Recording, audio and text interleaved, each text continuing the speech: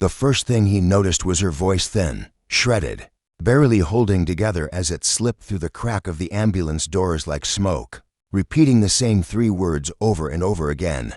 "I can't breathe," not screamed, not sobbed, but stated with the exhausted certainty of someone reporting a fact the world had already decided to ignore. And Daniel Reyes had been a paramedic for 12 years, long enough to know the difference between panic and truth, long enough to know that voices like that did not lie, they warned. They begged quietly because screaming had already failed them. And as he climbed into the back of the ambulance with the familiar weight of routine settling over his shoulders, oxygen kit, monitor, trauma shears, gloves snapping tight around his wrists, he expected the usual suspects: an asthma attack, a collapsed lung, maybe a cardiac event, something ugly but familiar, something with protocols and checklists and outcomes he could fight for. But when he knelt beside her stretcher and the overhead light caught her face, something inside him hesitated, because she was too calm for someone who claimed she couldn't breathe, her eyes open and glassy,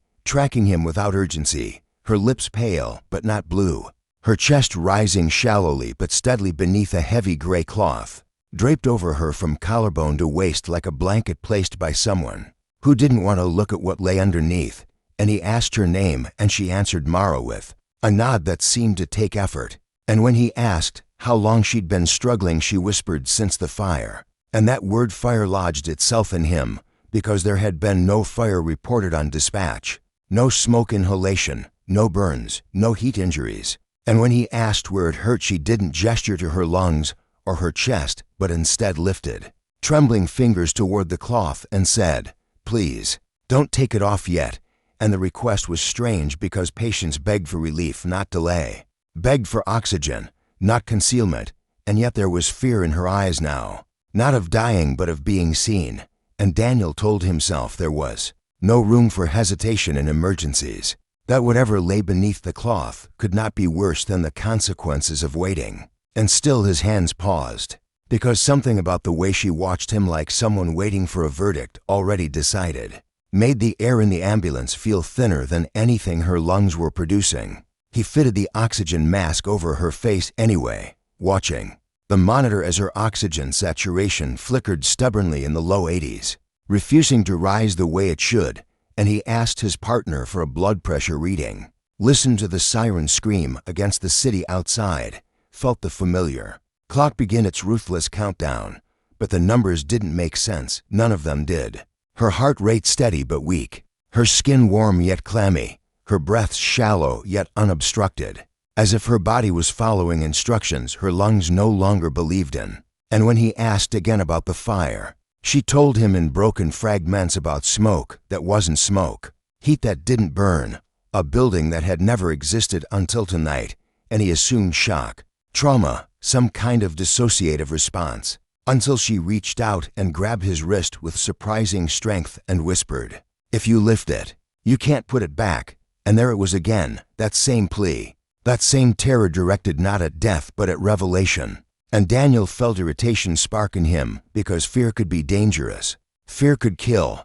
And he told her gently but firmly that he needed to assess her injuries, that he couldn't help what he couldn't see. And her grip tightened, nails biting into his glove. And for a moment her calm cracked and raw panic flooded her eyes as she shook her head again and said, "Please don't look at me like that." And he realized she wasn't asking him not to lift the cloth. She was asking him not to see her as broken, not to become like the others whose faces she had already memorized in shame. And that realization unsettled him more than blood or bone ever could, because it suggested a wound deeper than flesh, something that had already been judged and found unacceptable. And when he finally, gently, peeled her fingers from his wrist, he told himself he was doing this to save her life, that whatever truth waited beneath that cloth was irrelevant to the outcome. And with one practiced motion, he lifted the fabric. At first, his brain refused to translate what his eyes were seeing, defaulting instead to the familiar language of injury, burns, grafts, trauma. But this was none of those. This was absence, not damage but removal, as if someone had erased her rather than hurt her. Because from her collarbone down, where ribs should rise and fall, where muscles should stretch and contract with each breath, There was a smooth, matte surface like ash, pressed into human shape, number chest wall, no visible sternum, no curve of breasts or hollow of lungs, just a flat, darkened plane that looked less like skin and more like the memory of skin, after something catastrophic had passed through it, and Daniel felt the floor of the ambulance tilt violently even though it did not move, felt his stomach drop as every medical explanation he had ever learned shattered at once, because a human being could not be alive like this, could not speak, could not plead, could not look at him with frightened, living eyes while missing the very structure required to draw breath, and yet the monitor still beeped, still counted, still insisted she existed. And his heart slammed so hard against his ribs it felt painful as he realized with sick clarity that whatever she was, whatever had happened to her, it was not something he could fix with oxygen or for lines or protocols. And Morrow watched his face change, watched comprehension harden into horror, and a faint, broken smile touched her lips as she whispered, "That's when they all stop helping." And Daniel understood then that the cloth had not been there to hide her from him. It had been there to protect him from the moment his heart would stop cold, just like it was doing now. Daniel did not scream, did not step back, did not drop the cloth, because shock had wrapped him in a numb, professional stillness that only ever came when his mind refused reality altogether, and instead he lowered the fabric again, with hands that suddenly felt borrowed, not his own, as if covering her might undo what he had seen, might press the universe back into its proper shape. And he told himself absurdly that exhaustion could cause hallucinations, that adrenaline could warp perception, that maybe there was a medical explanation still hiding just beyond reach. But the weight in his chest told him otherwise, told him that some doors did not open accidentally, and when they did, they never closed the same way again. And Morrow watched him with a weary understanding that frightened him more than her injury ever could,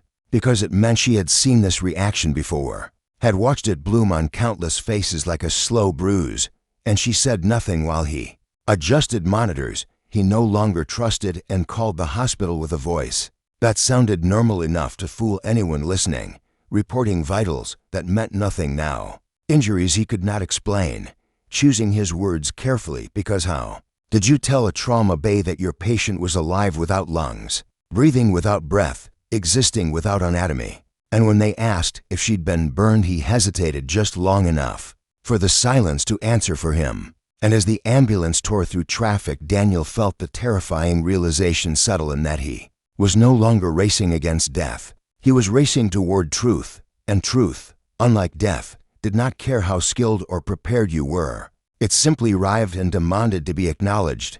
And when he finally looked back at Mara, really looked at her, he saw not a victim but a witness, someone carrying evidence of something the world had decided was impossible. And she leaned her head back against the stretcher and whispered, "It doesn't hurt anymore." And that was when he understood that pain had not been her enemy tonight.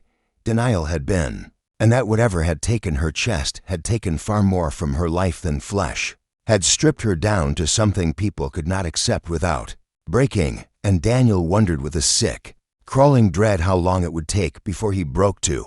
She told him the truth in fragments, not because she was hiding it, but because language itself seemed insufficient, explaining between shallow breaths that the fire had not burned outward but inward, that it had not consumed matter but meaning, that the building she'd entered had appeared suddenly where an empty lot had been moments before, glowing softly as if welcoming her, and inside there had been others, dozens of them, walking calmly through heat that left no flames, no smoke, no marks until it reached their chests and simply took them, hollowed them, erased what made breathing necessary while cruelly allowing life to continue.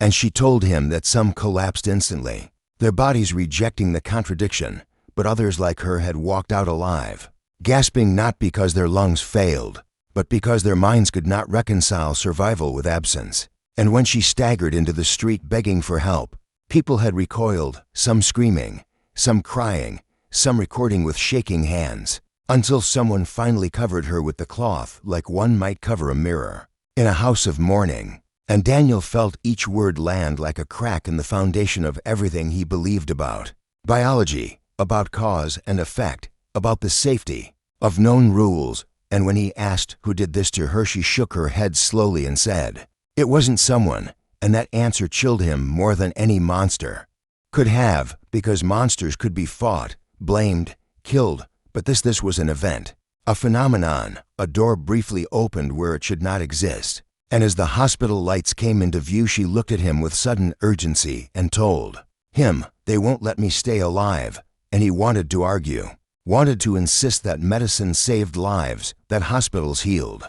But even as he thought it, he knew it was a lie, because medicine depended on understanding, and understanding depended on limits, and Mara was a walking violation of both. And when the ambulance doors opened and hands reached in to take her, Daniel realized with brutal clarity that the moment he handed her over, she would stop being a patient and become a problem. And problems like her were not treated, they were contained. The trauma bay erupted into controlled chaos the moment they rolled her in, voices firing commands, machines whirring, gloves snapping on.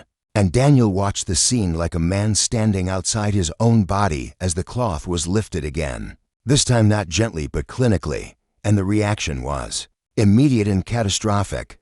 A sharp intake of breath from a resident, a nurse stepping back too fast, a doctor freezing mid-sentence, and then the room fell into a silence so complete it drowned out the monitors, still insisting on her life. And Daniel saw it then, the precise instant when professional duty gave way to fear, when curiosity curdled into something colder, and orders were whispered, not spoken. Phones appeared, doors closed, and Mara's eyes locked onto his across the room, wide now, pleading without words. And he knew she was right, knew that in the hierarchy of the world, survival only mattered when it made sense, and without thinking, without permission from the part of himself that obeyed rules. Daniel stepped forward and pulled the cloth back over her chest, his voice cracking through the silence as he said, "She's alive," as if declaring it loudly enough might force it to be true.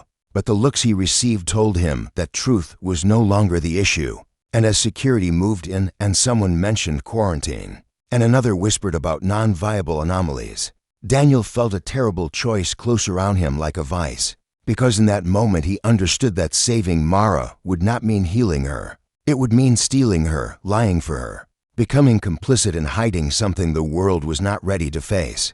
And when her fingers brushed his hand again, weak but trusting, and she whispered, "You said you help people," his heart did not just stop cold, it decided. And he knew with absolute certainty that once he walked her out of that room, there would be no returning to the life he had before. Because some fires did not burn flesh, they burned certainty. And he had already inhaled too much of the smoke to ever breathe the same way again. Daniel did not remember deciding to move, only the sensation of motion suddenly existing in his body as if instinct had overridden thought. Entirely, his hands already gripping the stretcher rails as voices rose behind him in confusion and protest. And the room erupted too late to stop what had already begun, because momentum once chosen was merciless. And he pushed Mara through the trauma bay doors with a force that startled even himself, shouting something about unstable vitals, about needing imaging, about protocol violations, words thrown like smoke bombs meant to obscure the truth rather than explain it. And astonishingly, they worked for a heartbeat, long enough for him to reach the corridor where the noise thinned and the hospital's sterile confidence gave way to echoing uncertainty. And Mara clutched the side of the stretcher with what little strength she had left, her breaths growing more erratic now, not because she was dying, but because fear had finally reached her. And she whispered his name for the first time, not as a plea but as an anchor, as if naming him made him real enough to trust. And Daniel felt the weight of that trust crush down on him harder than any responsibility he had ever carried, because saving her now meant lying to everyone he had ever believed in, meant becoming the kind of man he had spent his career reporting, restraining, condemning. And as alarms began to sound somewhere behind them, coded, deliberate, he realized the hospital had already shifted from care to containment, from patient safety to institutional survival. And he understood with terrifying clarity that this place, which had once represented hope, was no longer neutral ground, it was hostile territory. And every step he took away from the trauma bay was a step away from the world as he knew it, and towards something unnamed and irreversible. They made it as far as the service elevators before hands grabbed his shoulders and spun him around. Security uniforms blurring together with faces he recognized as well people he had shared coffee with, joked with, trusted, and the betrayal in their eyes cut deeper than any weapon could have. Because none of them wanted to hurt him, not really, but fear had a way of recruiting good people into terrible decisions. And as they argued in sharp whispers about orders and risks and exposure, Mara began to convulse. Not violently but subtly, like a signal flickering out. And Daniel saw the monitor numbers falter at last, not because her body was failing, but because whatever force sustained her was thinning, unraveling. And she gasped his name again and said, "It's closing." And when he asked what she meant, she smiled faintly, almost peacefully, and told him that the building had never been meant to stay, that it was like a breath itself in and out, appearing just long enough to take something and then vanish, and that those who survived were never supposed to be witnessed, never supposed to be examined or explained, because explanation anchored things that needed to pass. And in that moment Daniel understood the final cruelty of it all. The world had rules, not to protect people, but to protect itself from paradox, and Mara was a paradox, still breathing, still thinking, still feeling. And as the guards closed in, and someone reached for the cloth again, Daniel did the only thing left to him. He pulled the emergency release on the stretcher, lifting her into his arms with a strength born of desperation. And for one impossible second, time seemed to hesitate, as if even reality itself was unsure how to proceed. The lights flickered, then not dramatically, not violently, but subtly, like the universe blinking, and the air grew thick and heavy in Daniel's lungs, as a low warmth spread through the corridor, familiar now, unmistakable, and Mara exhaled a long, shuddering breath that was not a breath at all, but a letting go. And the space around her chest began to glow softly beneath the cloth, not with fire, but with absence made visible, a hollow radiance that bent shadows inward instead of casting them out. And the guards stumbled back instinctively, terror finally breaking through their training. And Daniel held her tighter as she looked up at him, with tears slipping from the corners of her eyes, not from pain but from gratitude. And she whispered, "You saw me." And then the warmth surged, not burning but erasing, and the world folded in on itself for the briefest instant, like a page being turned. And when the lights steadied again, Mara was gone, no ash, no mark, no echo left behind, just Daniel standing alone in the corridor, clutching an empty cloth that collapsed in on itself, like a body suddenly remembering it was only fabric. And the monitors screamed flat lines that no longer belonged to anyone. And later, much later, reports would say it was a malfunction, a stress event, a psychological break, anything except the truth. And Daniel would return to work eventually, quieter, changed, breathing more carefully than anyone noticed, because he knew now that breath was not guaranteed, that existence itself could be revised without warning.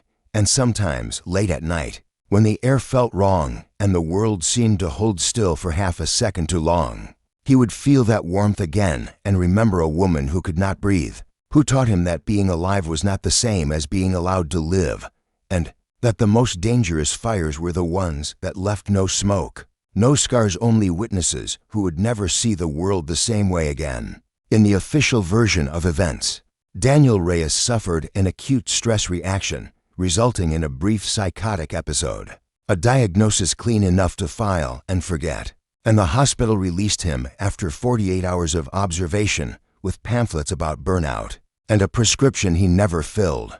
And no one asked him what he remembered, because everyone preferred what he forgot, because forgetting was safer, because memory was contagious. And Daniel learned quickly that silence could be enforced without threats, simply by watching how people looked away when he entered a room, how conversations thinned around him like oxygen at altitude, how the corridor where Mara vanished was repainted within days, its lighting adjusted, its cameras malfunctioning during the exact window when the impossible occurred. And he returned to work changed in ways no evaluation could measure, flinching at sudden warmth, counting breaths without meaning to, watching patients not for symptoms but for signs of erasure, for the subtle wrongness he now knew how to feel in his bones. And sometimes, in the back of the ambulance, when the city lights streaked past like dying stars, He would catch himself scanning empty spaces on stretchers as if expecting someone to be there. Someone covered by a cloth he would never lift again, because once you saw absence made real, you learned that reality was thinner than anyone admitted, and that knowledge did not fade at settled. It started with the calls, ones that never made it into the system, addresses that did not exist. When mapped, dispatch notes that vanished mid-transmission. And Daniel noticed because he was listening differently now, because he recognized the pauses, the static, the way operators hesitated before saying words like heat or pressure or breath. And on 3 separate occasions he arrived at scenes already emptied, already cleaned, by teams that wore no insignia and spoke with rehearsed calm.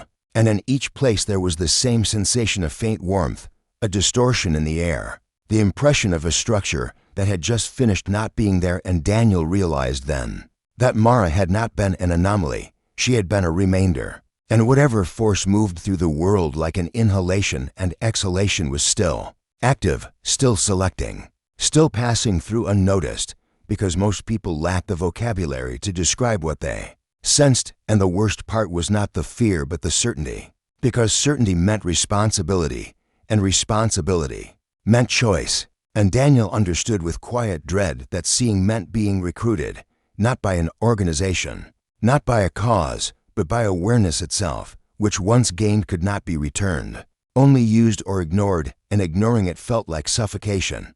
The first time Daniel intervened, it was instinctive rather than heroic. A woman in a stairwell clutching her chest and whispering words he recognized immediately.